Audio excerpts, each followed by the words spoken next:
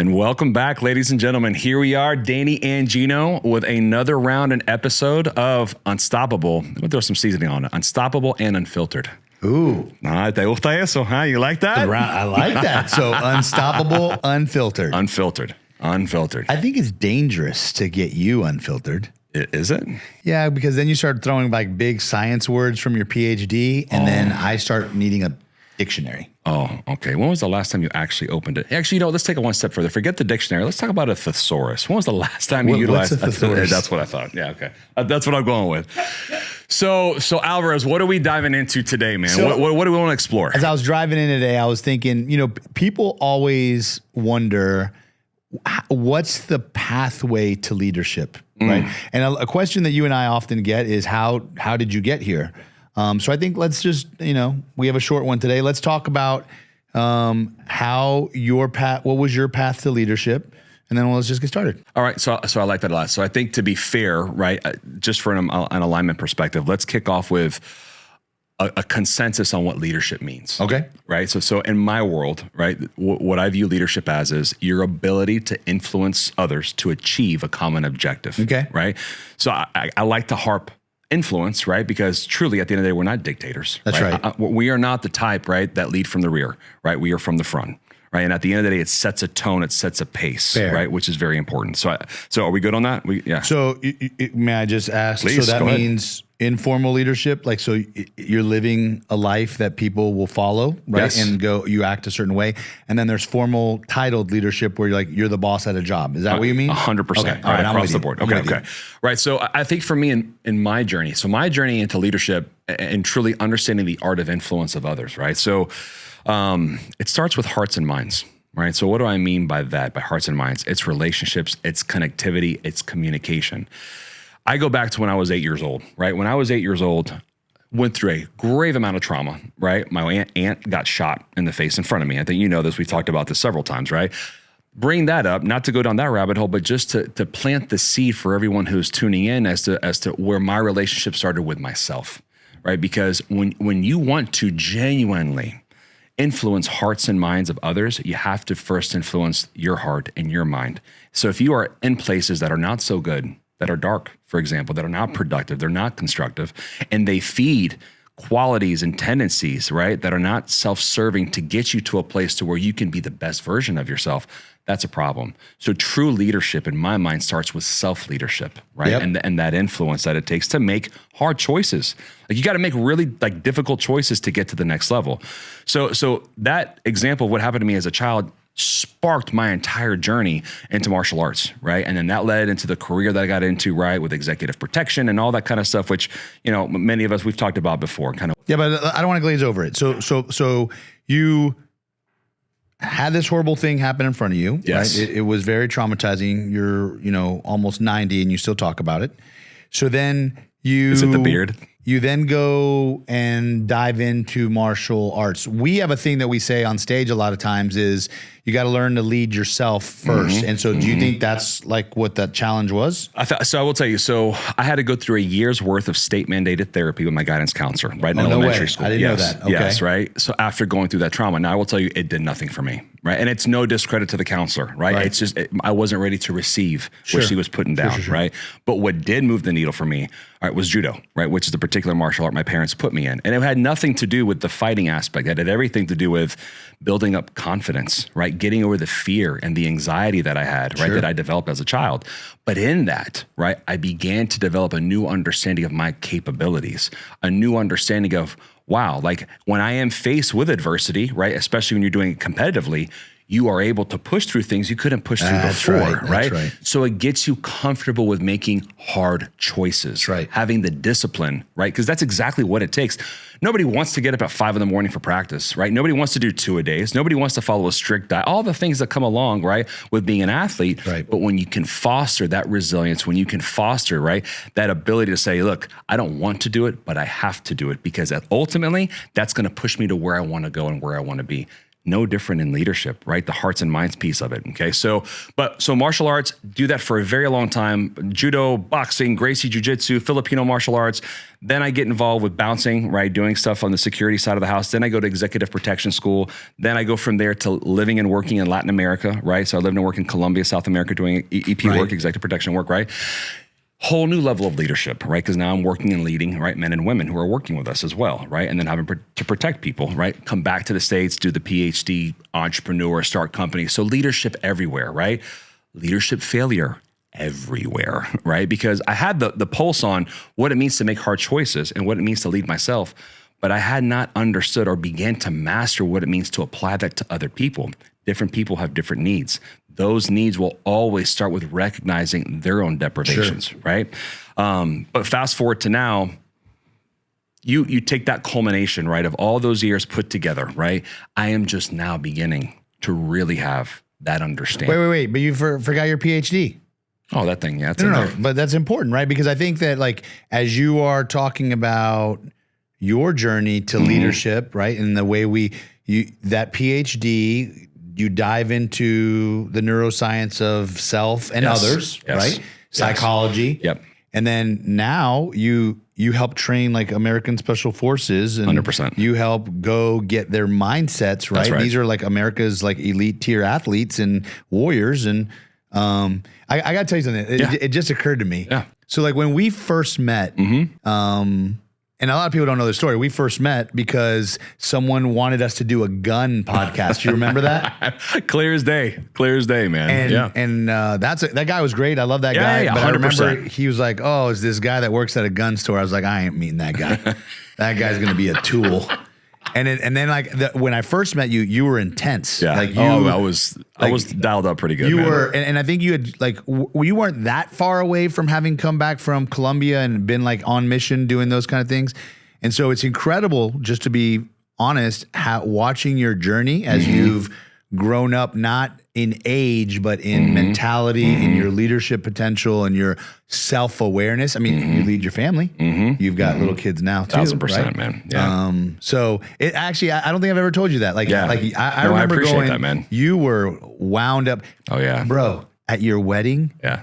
We had like 16 freaking executive protection people. He did. And like, I remember like one guy tried to like Tommy Tough Nuts me. I was like, hey, back away, guy, back away. He's like, Can I just tell you the static that I got from my family about having EP guys there? Oh my gosh. Like, why is this necessary? Why? And I'm like, why isn't it necessary? Yeah, my mentality at the time. Because your life was 100%. built on, but that showed, honestly, like that to me, that was an incredible character revealer because you see the world through protection, protecting your family, protecting 100%. your loved ones. And there was no extent that you wouldn't do that at. And so when I showed up and there was like all these men in black, I was like, first off, guy, I will walk fast and you won't catch me. There's one guy. I remember one guy. Okay. I remember that guy. But it was really, it's interesting though. So I'm actually really proud of you. I appreciate that, brother. And having worked with you now for years and years and years, our families have grown up together. Absolutely. We've grown up on stage together, essentially,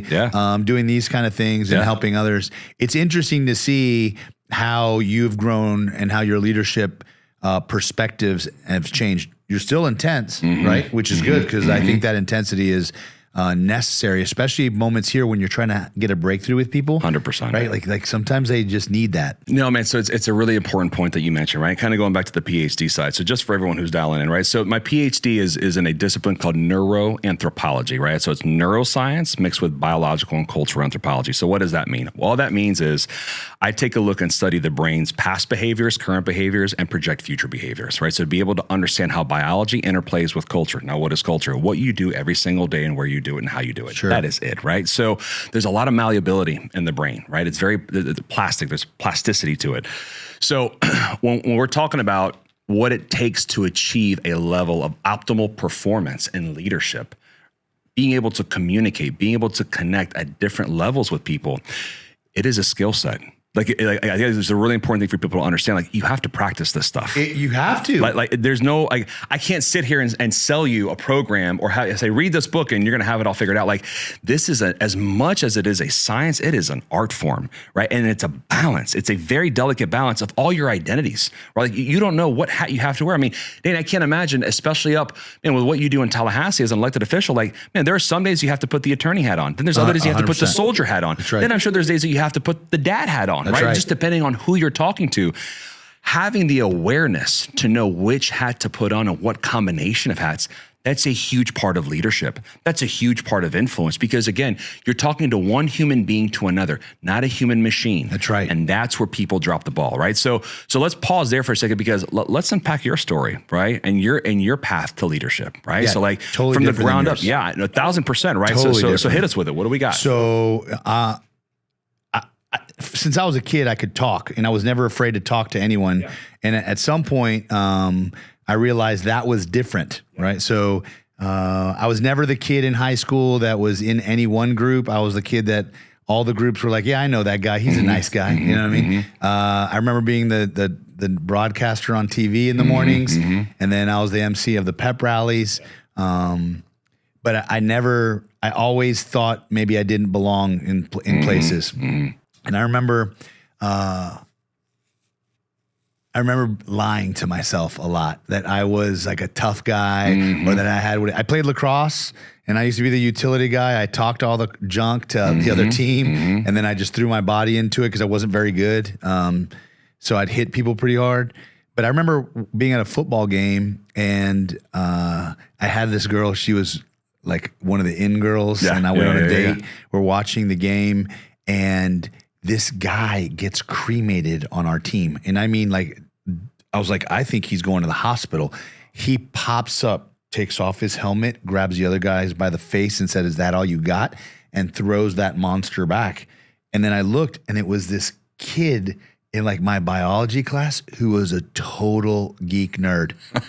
And the shame that I felt. Sure. Oh, right? Yeah, I get it. I was like, I'll never feel this. I left that girl. I was like, can you get a ride home? Yeah. I went home in shame. And I remember saying to myself, I'll never feel that again. You know what I mean? Like that moved me. Yeah.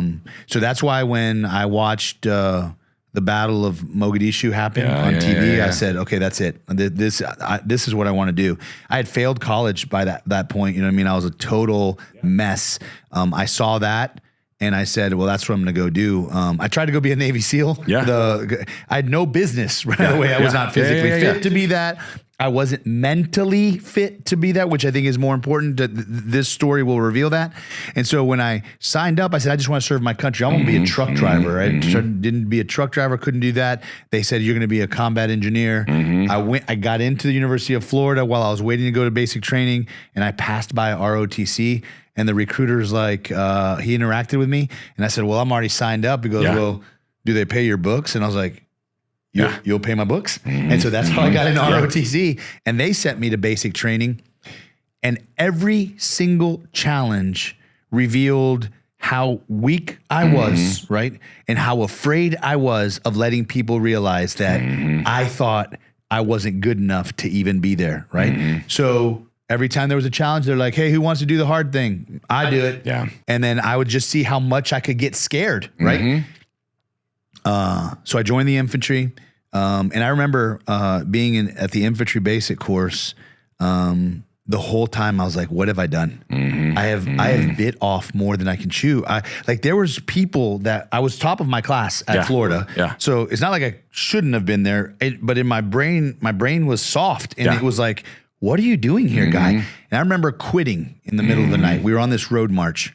And I can see it. Like all I could see were the cat eyes of the helmet before me. It was so dark. I just got into the middle. Yeah. And I let the road march just kind of pass me by. We're going up this hill, and this kid comes up behind me and says, his name was Tom Ackerman. I don't know why I remember his name, but I don't remember half my class, more than half my class, and I remember that guy. And he goes, I see what you're doing. You ain't gonna quit today. I quit the other day. You don't quit today. And so when he said that, I realized oh, this is a journey. Yeah. You know what I mean? Everyone's battling this process. And this kid was a superior athlete. Yeah. And he said, I quit the other day. You know what I mean? And I was like, wow. So I remember quitting, then feeling ashamed of my quitting, and then said never again, And then, so I ended up learning more about my limits from my training than anything else.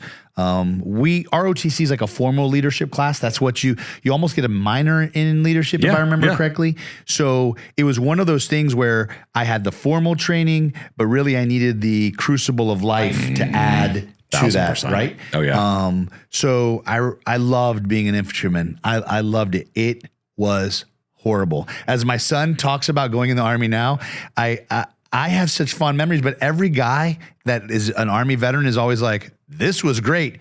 No, it wasn't. it sucked, right? Yeah. But your memories are good because you did something hard. Yeah. And that you look at other people and go, you didn't do that. You didn't do that hard, right? So I don't want to deny him that, you know what I mean? But it was hard. You know what I mean? We would do hard. It's really cold in Korea. You know, it's really scary when you jump out of the plane for the first time. I don't care what they say. You get used to it, but that's not normal. Right. So you do that, and then you realize they helped forge a skill set in you that says you understand what it takes to motivate, lead, and inspire people, right? I took off my uniform and I put on a suit. And it was really bizarre. I became a sales guy afterwards. I had gone into the FBI. I'd gotten into the FBI, and life took these weird twists. I ended up getting my academy date, not going, and then I started floating in life. Looking for what my purpose is going on from there, and eventually, I always thought my purpose in leadership was to be a good dad. Yeah. I got out of the Army to be a father. I knew God had put that in front of me, and I was going to take it, and I wasn't going to compromise on that. My kid, who I didn't have yet, was more important than my career as a leader. And by the way, I thought I would die in the Army. I would never get out of the Army. I love the Army, you know? So we're just chasing that. But you learned how to be a leader. And then when you came out in the civilian world, something that you said earlier, you realize leadership is a practiced skill. That's right.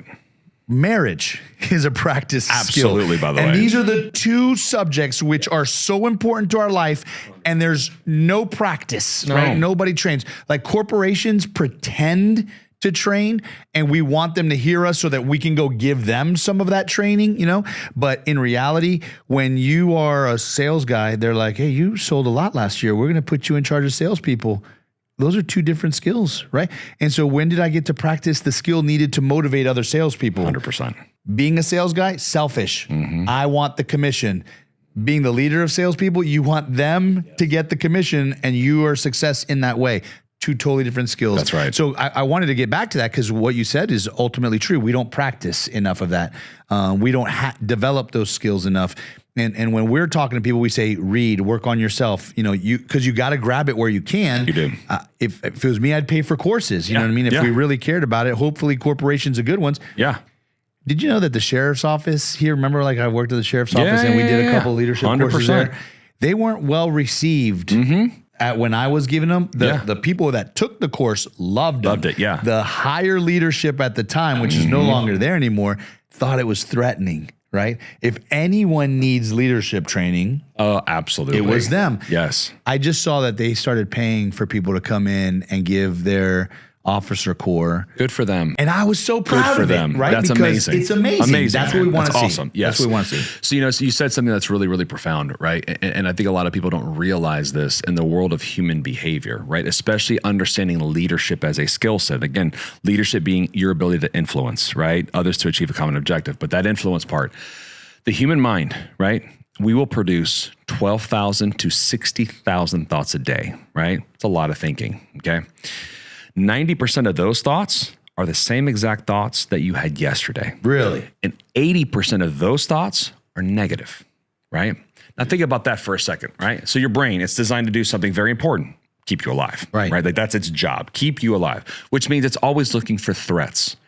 But if I'm constantly looking for threats and I never take the time, right, to instead of it being 80%, let me make some hard choices in the hardwiring. Let me shift my way of thinking. And now maybe instead of 80%, let's push to 75%. Just free up 5%.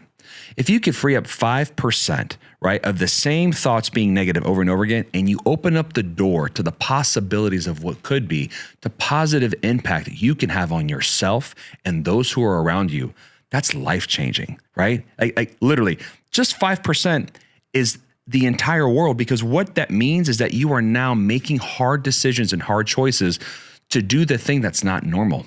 That's right. And what makes an extraordinary leader?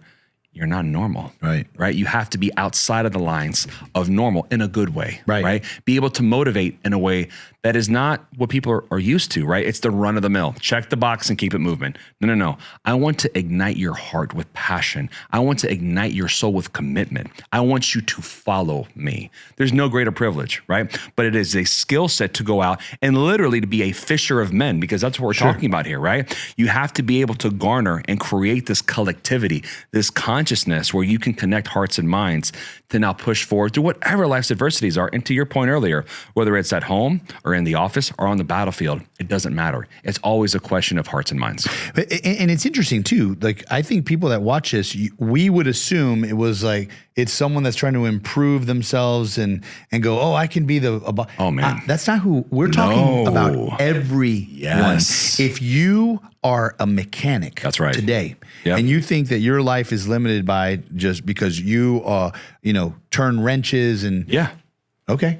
100%. Live in a manner that is positive to influence yourself and move your ball forward. Yes. You can do it. All of this is available to everyone. Here's the thing that is so incredibly potent. And none of us realize this. We never truly understand and know the impact we're going to have on other people. Yeah, we really don't, right? Like we have an immense and incredible amount of power, right? And I'm not saying power in the sense of like, oh, almighty. Power in the sense of one word, one sentence, one handshake. You take it for granted too, don't you? You do, right? In a very big way. But whether you're the mechanic, right? Or you're the governor, right? Or you're the president, right? It doesn't matter. Human to human interaction has nothing to do with titles. That's right. It has everything to do with how do you make the other person, other people feel. And if you can garner that buy-in, right, with the heart and the mind coming together, you want to talk about unstoppable? Yeah. Can I tell you, you're really right. Like, some of the most significant moments in my life, I don't think I'm anybody, and I know you don't, or you would not be my friend. 100%. You know what I mean? Like, I wouldn't even want to associate. No. Is when someone comes up and goes, hey, that thing you said that time, and I don't even remember. I don't know what you're talking about. Yes. He goes, you stopped by my desk one time and you told me XYZ, and I was like, I did? And they're like, yeah. And did it help, sir? Mm-hmm. I'll never forgotten it. That's right. Made me do X, Y, and Z. And I was like, great. Then that was my purpose in your life. And so we talk about our purpose. Man. Like, I thrive on that. And that's the fuel. It doesn't come often. You know what I mean? No. But when it comes, oh man, you'll have someone that, this general the other day, I walked around the Capitol. Yeah. And he's a 4-star general. Yeah. He's the pinnacle of all this leadership. And he goes, I'm watching you. And I said, sir? And he goes, you have had every janitor, every secretary, every so-and-so come up. They know your name. You know their name. They hug you. Well done, they talk. man. And I was like, well done. Oh, I didn't even, I do that? I didn't know you saw that, right? And he goes, that is actual influence. That's right. And I was like, well, I don't see it that way. I just thought, I'm going to treat them like I would want my mom treated. You know what I mean? But those things matter. You really want to start with leadership, learn just to influence positively your circle. That's exactly and right. then work on the concentric circle. That's and it's right. funny. It's something that you and I did, I think, just because it's inherent here. 100%. And sometimes I get accused of like caring too much, and I don't know what that means. And that's the thing. When you start to do this, right, and you're different, right? And I'm not saying you in particular. I'm talking about our audience. Like, when you make these choices, right, to step outside the norm, right, and which is a good thing, and you set a new precedence and how you talk to people, how you make people feel, how you interact. and you break down barriers, right? And then you allow people to get to a new level of being able to thrive as a human being. You want to talk about like the most gratifying feeling in the world, and it's nothing grandiose on our end. It really isn't, right? It's nothing. You're not doing anything that you're reinventing the wheel, right? You're just bringing back a semblance of comfort and peace and safety for these folks that every human being deserves. But as a society, we have veered away from. Man, I think that's the end point right there. Yeah, no, man. That was good. This was very good. I could talk about this for hours. We could go for days on this one. Hours on this one. For sure. No, absolutely, man. Any final thoughts? No, man, you close us out. I really want everyone to understand that they have a leadership capacity and potential inside themselves. Absolutely. Whether you're the waitress, you're the person that sweeps the floor, or you're the CEO, how you embrace the ability to passionately influence others will define what kind of leader you are. But everyone has the potential. And if you think it's silly, if you think it's weird to embrace the person on the bottom on the way to the top, then maybe you should consider whether being a leader is your thing. So I want to add a little bit of seasoning, right? And this is just as we close. There is a book that I want to encourage everyone to read, right? It's called The Top 5 Regrets of the Dying, right? It was written by a palliative care nurse in Australia named Bonnie Ware. The number one regret, right? And this is like a hospice type home, right? And she went through decades of interviews and getting all this information, and she collected the top 5 regrets. The number one regret was not having the courage to live life the way in which they wanted to live life. What you and I are talking about right now is having courage to do things that most people won't do, right? To make people feel a certain type of way. And it's scary, but if you can push through and just do that one extra step, right? No one is saying hi, no one's saying, be the first person, be the first, and be comfortable with that, right? Shake the hand, give the hug, give the encouragement. It'll change your life. Yep. It'll change their life. 100%. And it'll change yours. Yep. All right. That'll do it for Danny and Gino. This is Unstoppable Me, Unfiltered.